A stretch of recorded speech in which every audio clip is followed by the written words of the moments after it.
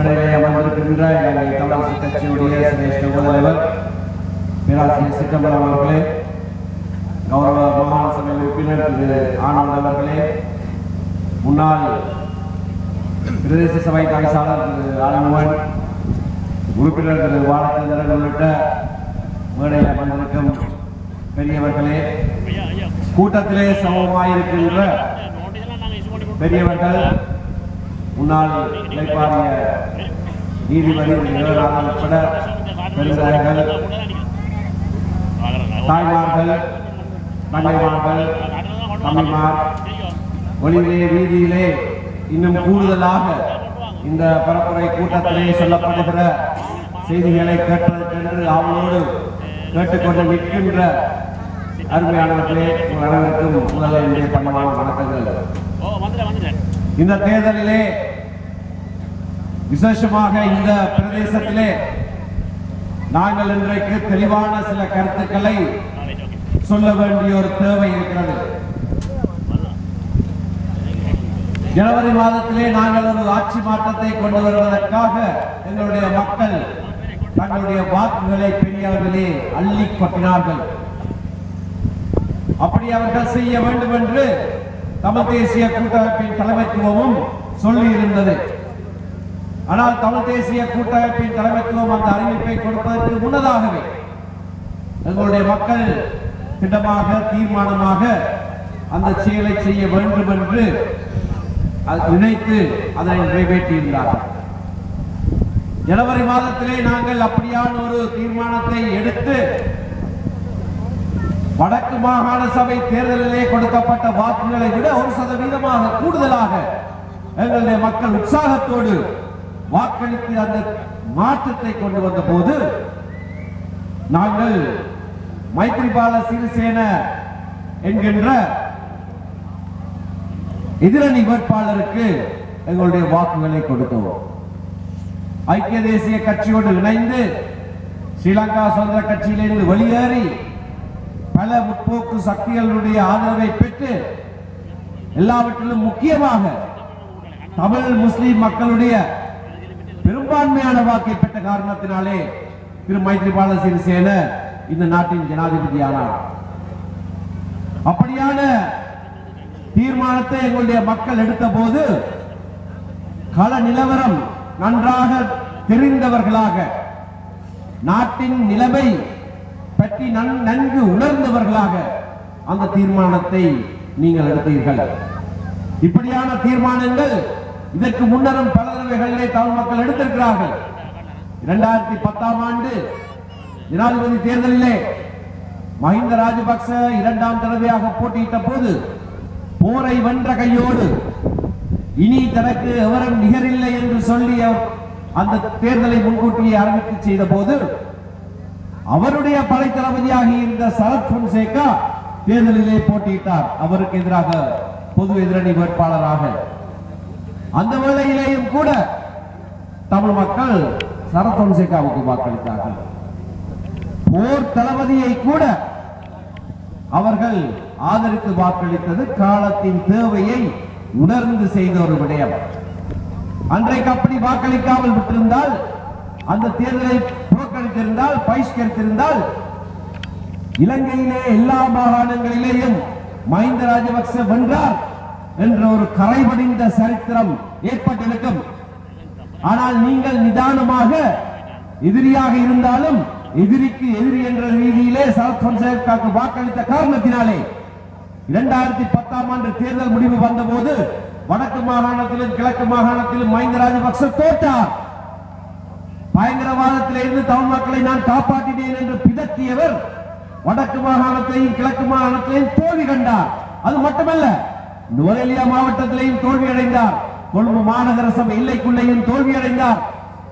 தமிழ் மக்கள், தமிழ் பேசுகிற மக்கள் மிகவும் நிதானமாக சிந்தித்து ஒரு படை தளபதிக்கு வாக்களித்து இப்படியான ஒரு முடிவை எடுத்து காட்டினபடியினால் தான் 2010ஆம் ஆண்டுக்கு பிறகு நாங்கள் நிமிர்ந்து நின்று சர்வதேசத்திலே சொல்லக்கூடியதாக இருந்தது, மஹிந்த ராஜபக்சவை சிறுபான்மை சமூகம், எண்ணிக்கையிலே சிறுபான்மையாக இருக்கிறவர்கள் இந்த நாட்டிலே தமிழ் மக்கள், முஸ்லிம் மக்கள் நிராகரித்திருக்கிறார்கள். இவர் பெரும்பான்மை சமூகத்தினுடைய சிங்கள பௌத்த மக்களுடைய ஜனாதிபதி மட்டும்தான். ஆகையினாலே இந்த நாட்டிலே வாழுகிற மற்ற இனங்களை பிரதிநிதித்துவப்படுத்துவதற்கு இந்த ஜனாதிபதிக்கு அருகதை கிடையாது என்று நாங்கள் சொல்லக்கூடியதாக உங்களுடைய வாக்கு, அந்த சிந்தித்து செயற்பட்ட வாக்கு உதவியாக இருந்தது. அந்த வேளையிலும் ஒரு தமிழ் வேட்பாளர் போட்டியிட்டார், சிவாஜிலிங்கம். அவருக்கு எத்தனை வாக்குகள் கிடைத்தது என்பதை பற்றி எங்களுடைய மக்கள் கவனிக்கவில்லை. இதை பற்றி இன்னொரு உதாரணத்தை நான் அண்மையிலே சொன்னபோது உடனடியாக அதற்கு பல குற்றங்களை கண்டுபிடித்து ஒரு விமர்சனம் வந்திருக்கிறது. 1982ஆம் ஆண்டு 1982ஆம் ஆண்டு ஜனாதிபதி தேர்தலிலே குமார் பொன்னம்பலம் ஒரு வேட்பாளராக இருந்த போதும் வடக்கு மாகாணத்திலே அவரை விட கூடுதலாக வாக்கு எடுத்தவர் ஹெக்டர் கொபேகடு. நான் யாழ் மாவட்டம் என்று தவறுதலாக சொல்லிவிட்ட காரணத்தினாலே அதை சிலர் எடுத்து காண்பிக்கிறார்கள். இல்லை, குமார் பொன்னம்பலம் ஹெக்டர் கொபேகடு யாழ் மாவட்டத்திலே கூட வாக்கெடுத்தார்கள். அது சரி. ஆனால் ஒட்டுமொத்தமாகிய வடக்கு மாகாணத்திலே ஹெக்டர் கொபேகடு குமார் பொன்னம்பலத்தை விட கூடுதலாக வாக்களித்தார். தமிழ் மக்கள் ஜனாதிபதி தேர்தல்களிலே, நாடு முழுவதும் நடக்கின்ற ஜனாதிபதி தேர்தல்களிலே தீர்க்கமாக சிந்தித்து நிதானமாக செயலாற்ற தெரிந்தவர்கள். அந்த வேளைகளிலே தமிழ் வேட்பாளர் ஒருவர் இருக்கிறார் என்பதற்காக அவருக்கு வாக்களித்து தேர்தல் முடிவின் செய்தியை மாறாக மக்கள் எண்ணக்கூடியதாக, உலகம் எண்ணக்கூடியதாக வாக்களிப்பதில்லை. அதைத்தான் இந்த ஜனவரியிலேயும் செய்திருக்கிறீர்கள். மஹிந்த ராஜபக்ச தொடர்ச்சியாக இந்த நாட்டின் ஜனாதிபதியாக தன்னுடைய வாழ்நாள் முழுவதும் இருக்க முடியும், அதற்கு தகுதி பெற்றவர் என்று எல்லாருமே நம்பி இருக்கத்தக்கதாக அவரும் கூட அதை நம்பி 2 வருடங்களுக்கு முன்னதாகவே தேர்தலை நடத்தின போது எதிரணி வேட்பாளர் அவரோடு அவருடைய அமைச்சராக 9 வருடங்களாக முக்கியமாக ஸ்ரீலங்கா சுதந்திர கட்சியினுடைய பொதுச் செயலாளராக இருந்த மைத்ரிபால சிறிசேனவுக்கு வாக்களித்து ஒரு பெரிய அரசியல் புரட்சியை உலகத்திலேயே நிகழ்த்தி இருக்கிறீர்கள். மஹிந்த ராஜபக்ச போன்ற சர்வாதிகாரிகளை விலக்குவதற்கு உலகத்திலே மற்ற பாகங்களிலே பெரும் புரட்சிகள் ஏற்பட தேவையாக இருக்கிறது. அரேபிய வசந்தம் என்று மக்கள் வீதிகளிலே இறங்கி போராட வேண்டியதாக இருந்தது. 30-40 வருடங்களுக்கு பிறகு அந்த சர்வாதிகாரிகளை துரத்துவதற்கு எத்தனையோ பிரயத்தனங்கள் எடுக்க வேண்டியதாக இருந்தது. ஆனால் போர் முடிந்து 5 வருட காலங்களுக்குள்ளே ஒருவரும் வெல்ல முடியாத போரை நான் வென்று காட்டினேனே என்று மார்தட்டின இந்த ஜனாதிபதியை 5 வருட காலங்களுக்குள்ளே அவருடைய அரியாசனத்திலிருந்து இறக்கின பெருமை இந்த நாட்டிலே வாழ்கிற தமிழ் பேசும் மக்களுக்கு உரியது. அதனை ரத்தம் இல்லாமல் எந்தவிதமான போராட்டமும் காண்பிக்காமல் வெறுமனே அன்று காலையிலே இந்த வருடம் ஜனவரி 8ஆம் தேதி நீங்கள் வாக்குச்சாவடிகளுக்கு சென்று வாக்களித்த உங்களுடைய அந்த வாக்கின் பெருமதி எவ்வளவு என்பது இப்பொழுது உலகுக்கு தெரிகிறது, உங்களுக்கும் தெரிகிறது. அந்த வாக்கின் மூலமாக ஒரு பெரும் அரசியல் புரட்சியை இந்த நாட்டிலே நடத்தி காட்டினவர்கள் நீங்கள். ஜனவரியிலே அது நடந்த காரணத்தினால் தான் இப்பொழுது வருகிற தேர்தல் மிகவும் முக்கியமானதாக வருகிறது. ஏனென்றால் இந்த மாற்றம் என்பது ஜனவரியோடு முடிந்துவிட்ட கதை அல்ல. தமிழ் மக்களுக்கான மாற்றம் இனித்தான் வரப்போகிறது. ஜனவரியிலே ஏற்பட்ட மாற்றம் எங்களுக்கு தேவையான முதற்படியாக இருந்தது. தமிழ் மக்களுக்கான நல்ல மாற்றம் ஏற்பட வேண்டுமானால் அந்த முதற்படியை நாங்கள் தாண்ட வேண்டியதாக இருந்தது. அதை தாண்டுவதற்காக நாங்கள் ஒரு யுக்தியை உபயோகித்தோம். நாங்கள் மைத்ரிபால சிறிசேனவுக்கு வாக்களித்தோம், ஐக்கிய தேசிய கட்சியோடு சேர்ந்து செயற்பட்டோம். ஆனால் தொடர்ந்து வருகிற இந்த பாராளுமன்ற தேர்தலிலேதான் எங்களுடைய தனித்துவத்தை நாங்கள் காண்பிக்க போகிறோம். இந்த தேர்தலிலேதான் எங்களுக்கு மைத்ரிபால சிறிசேனவுக்காக நாங்கள் வாக்களிக்கவில்லை, ஒரு மாற்றத்துக்காக, ஜனநாயக சுவாசத்தை நாங்களும் உணர்ந்து கொள்ள வேண்டும் என்பதற்காக, ஒரு விடுதலைக்காக, ஒரு இடைவெளிக்காக, எங்களுக்கு ஒரு சந்தர்ப்பம் ஏற்படுத்துவதற்காக நாங்கள் அதை செய்தோம். ஆனால் மைத்ரிபால சிறிசேனவுக்கு வாக்களித்ததன் காரணமாக தமிழ் மக்களுடைய அரசியல் தலைவிதியை நாங்கள் அவருடைய கையிலே ஒப்படைக்கவில்லை. ஐக்கிய தேசிய கட்சியோடு செயற்பட்ட அந்த மாற்றத்தை கொண்டு வந்த காரணத்திற்காக எங்களுடைய மக்களுடைய அரசியல் எதிர்காலத்தை நாங்கள் ஐக்கிய தேசிய கட்சிக்கு அடகு வைக்கவில்லை. இது இப்பொழுது வருகிற இந்த பொது தேர்தலிலே நாங்கள் நிரூபித்து காட்ட வேண்டிய தேவை இருக்கிறது. ஐக்கிய தேசிய கட்சியும் ஸ்ரீலங்கா சுதந்திர கட்சியும் ஐக்கிய மக்கள் சுதந்திர முன்னணியும் தமிழ் மக்களுக்கான அதாவது தேசிய இன பிரச்சனைக்கான தீர்வு ஒற்றையாட்சி முறையின் கீழ் மட்டும்தான் இருக்கும் என்று தங்களுடைய தேர்தல் விஞ்ஞாபனத்திலே தெளிவாக சொல்லி இருக்கிறார்கள். ஒற்றையாட்சி முறையிலே எந்த விதமான அதிகார பயிர்வும் அர்த்தமுள்ள எந்த விதமான அதிகார பயிர்வும் ஏற்படுத்தப்பட முடியாது என்பது அனைவரும் அறிந்த உண்மை.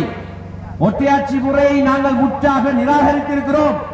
எங்களுடைய கட்சியின் பேரே சமஷ்டி கட்சி. நாங்கள் இந்த கட்சி ஆரம்பித்த காலத்திலேயே சமஷ்டி கொள்கையோடு ஆரம்பித்தவர்கள். இது எங்களுடைய அடிப்படை.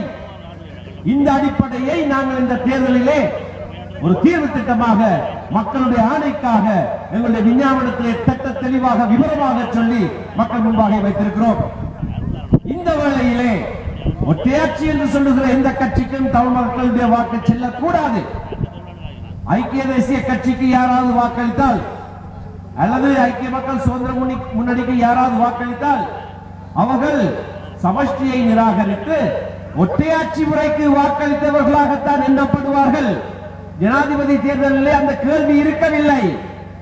ஜனாதிபதி தேர்தலிலே நாங்கள் தெளிவாக சொல்லியிருந்தோம், இனப்பிரச்சனைக்கான தீர்வு இந்த தேர்தலிலே கிடையாது என்று. ஆனபடியினால்தான் நாங்கள் நிபந்தனையற்ற ஆதரவை கொடுத்தோம். நாட்டிலே ஒரு மாற்றம் ஏற்பட வேண்டும். சட்டத்தின் ஆட்சி வீழ்ச்சி அடைந்திருக்கிறது. ஜனநாயகம் இல்லாமல் போயிருக்கிறது. ஜனநாயகத்தை மீள கட்டி எழுப்புவதற்காக மைத்ரிபால சிறிசேனவுக்கு வாக்களிங்கள் என்று சொன்னோம். அதை இனப்பிரச்சனைக்கான தீர்வை பற்றி எதுவுமே இல்லை என்பதையும் மக்களுக்கு சொன்னோம். ஆனால் இப்பொழுது வந்திருக்கிற தேர்தலிலே இனப்பிரச்சனைக்கான தீர்வு சம்பந்தமாக தமிழ் மக்களுடைய நிலைப்பாட்டை எடுத்து காட்ட வேண்டியதுதான் அடிப்படையான காரணியாக முன்னிற்கின்றது. ஆகவே இந்த தேர்தலிலே நாங்கள் சிந்தித்து வாக்களிக்க வேண்டும், வித்தியாசமாக வாக்களிக்க வேண்டும். ஜனவரியிலே வாக்களித்ததை போல நாங்கள் வாக்களிக்க முடியாது. தேசிய கட்சியில் ஒற்றையாட்சி என்று சொன்ன பிறகு அந்த தேசிய கட்சியில் ஒன்றுக்காவது நாங்கள் எங்களுடைய வாக்கை கொடுக்க முடியாது. முகங்களை பார்த்து உறவினரை பார்த்து இப்படியாக செய்தார்கள், அதை செய்தார்கள், இந்த நன்மை செய்தார்கள் என்று ஆட்களை பார்த்து வாக்களிக்கிற தேர்தல் அல்ல இது. இது எங்களுடைய கொள்கைக்காக நாங்கள் வாக்களிக்கிற தேர்தல். இந்த தேர்தலிலே சர்வதேசமே எங்களுடைய விஞ்ஞாபனத்தை பார்த்திருக்கிறது. உலக நாடுகள் எங்களுக்கு ஏற்கனவே சொல்லியிருக்கிறார்கள், நீங்கள் நல்ல ஒரு ஸ்தானத்தை எடுத்திருக்கிறீர்கள். நீங்கள் எடுத்திருக்கிற இந்த நிலைப்பாடு நாங்கள் வெச்சக்கூடிய ஒரு நிலைப்பாடு. சமஷ்டி என்பது உலகத்திலே பல நாடுகளில் இருக்கிற ஒரு ஆட்சி முறை. அதை நீங்கள் முன்வைத்திருப்பது நல்ல விடயம். அதற்கு எங்களுடைய ஆதரவு இருக்கு என்று சொல்லியிருக்கிறார்கள். அப்படியாக உலக நாடுகளை ஏற்றுக்கொள்ளுகிற ஒரு ஆட்சி முறைக்கு நாங்கள் அதற்கு இணங்கி போவோம் என்று சொல்லி இருக்கிற போது எங்களுடைய மக்கள் அதை ஆதரிக்கிறார்களா இல்லையா என்பதை இந்த தேர்தலிலே நாங்கள் நிரூபிக்க வேண்டிய ஒரு கட்டாய தேவை இருக்கிறது.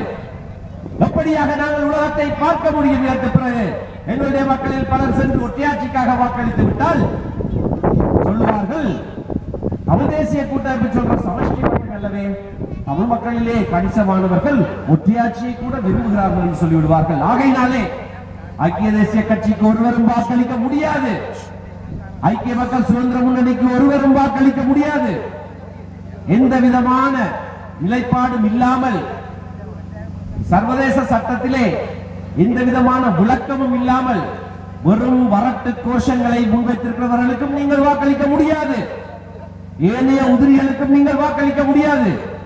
தமிழ் தேசிய கூட்டமைப்பு முன்வைத்திருக்கின்ற தெளிவாக முன்வைத்திருக்கின்ற அந்த அரசியல் தீர்வு திட்டத்துக்கு மட்டும்தான் தமிழ் மக்கள் வாக்களிக்க முடியும். நாங்கள் பல இடங்களிலே சொல்லுகிற ஒரு செய்தி இது தமிழ் தேசிய கூட்டமைப்புக்கு நீங்கள் கொடுக்கிற ஒரு பதவி அல்ல. இந்த தேர்தலிலே நீங்கள் கொடுக்கிற வாக்கு, இந்த தேர்தலிலே நீங்கள் கொடுக்கிற வாக்கு உங்களுக்காகவே, உங்களுடைய அரசியல் உரிமைக்காகவே, உங்களுடைய அரசியல் நிலைப்பாட்டுக்காகவே நீங்களே அளிக்கிற வாக்கு. தமிழ் மக்கள் வேறொருவருக்கும் வாக்களிக்க முடியாது. எனக்காகவே நான் வாக்களிக்கிறதாக இருந்தால் தமிழ் தேசிய கூட்டமைப்பை தவிர வேறெவருக்கும் வாக்களிக்கிற தெரிவு இந்த தேர்தலிலே எனக்கு கிடையாது. ஆகையினாலே இந்த தேர்தலிலே இப்படியாக எங்களுடைய மக்கள் சிந்தித்து நிதானித்து ஒரு படைத்தளபதிக்கும் அதே கட்சியினுடைய பொதுச் செயலாளருக்கும் வாக்களித்து மாற்றங்களை உருவாக்க தெரிந்தவர்களோ அதைவிட புத்திசாலித்தனமாக இந்த தேர்தலிலே நாங்கள் முன்வைத்திருக்கிற இந்த அரசியல் கோட்பாட்டுக்கு எங்களுடைய வழிமொழிவை தமிழ் தேசிய கூட்டமைப்பு ஒன்றை முன்மொழிந்து வைத்திருக்கிறது. எங்களுடைய வழிமொழிவை நாங்கள் கொடுத்து இதுதான் மக்களாணை என்று சொல்வோமாக இருந்தால், பெரும்பாலாக 20 ஆசனங்களுக்கு மேலே நாங்கள் பெற்று செல்லுவோமாக இருந்தால், எங்களுடைய தலைவர் சம்பந்தன் அவர்கள் சொல்லுவார், இதுதான் தமிழ் மக்கள் எனக்கு கொடுத்த ஆணை, இது நிதானமான ஒரு செயற்பாடு, இது நியாயமான ஒரு நிலைப்பாடு, இதை நாங்கள் பெற்றேயாக வேண்டும் என்று சொல்லுவார். யாழ்ப்பாண தேர்தல் மாவட்டத்திலே மட்டும்தான் அனைத்து ஆசனங்களையும் நாங்கள் கைப்பற்றக்கூடிய ஒரு சூழ்நிலை இருக்கிறது. ஆகையினாலே இப்படி ஒரு பெரியதொரு மக்கள் ஆணையை நாங்கள் கேட்டு நிற்கிற வேளையிலே அந்த ஒரு தேர்தல் மாவட்டத்திலேயாவது நாங்கள் அத்தனை ஆசனங்களையும் கைப்பற்றியே ஆக வேண்டும். அப்படி செய்வதாக இருந்தால் அதற்கு ஒரே ஒரு வழி, எங்களை எதிர்த்து நிற்கிற எந்த கட்சியோ எந்த குழுவோ 5% பெற முடியாமல் பண்ணுவதன் மூலமாக அனைத்து ஆசனங்களையும் நாங்கள் பெற முடியும். இது செய்யக்கூடியது என்று இப்படியாக சமஷ்டி கொள்கை மிகவும் அடிபட்ட கொள்கை, இதை விட நாங்கள் கீழே போக முடியாது. அப்படியான ஒரு நிதானமான நியாயமான கொள்கையை நாங்கள் முன்வைத்து கேட்கிற போது அதற்கு எங்களுடைய மக்கள் வாக்களிப்பார்களாக இருந்தால், சரியாக வாக்களிப்பார்களாக இருந்தால், ஒருவருக்கும் 5% வாக்கு கிடைக்காது. 5% வாக்குகளை பெறுவதற்கு இனி அவர்கள் அருகதையற்றவர்கள். ஆகையினால் எங்களுடைய வாக்குகளை பெரிய அரசியல் புரட்சியை செய்த நீங்கள் இந்த முறையும் அப்படியான ஒரு அரசியல் புரட்சியை யாழ் தேர்தல் மாவட்டத்திலே வேறெங்கும் ஏற்படாத ஒரு நிகழ்வை, ஒரு கட்சி அத்தனை ஆசனங்களையும் கைப்பற்றுகிறதான ஒரு சரித்திரத்தை படைக்கக்கூடிய சந்தர்ப்பம் உங்களுடைய கைகளே இருக்கிறபடினாலே அதனை நீங்கள் செய்த இந்த தேர்தலிலே தமிழ் தேசிய கூட்டமைப்பு மக்கள் ஆணையாக சமஷ்டியை எடுத்துச் செல்வதற்கு உங்களுடைய பொன்னான வாக்குகளை உபயோகிங்கள் என்று கேட்டு நன்றி சொல்லி விடைபெறுகிறேன். நன்றி, வணக்கம்.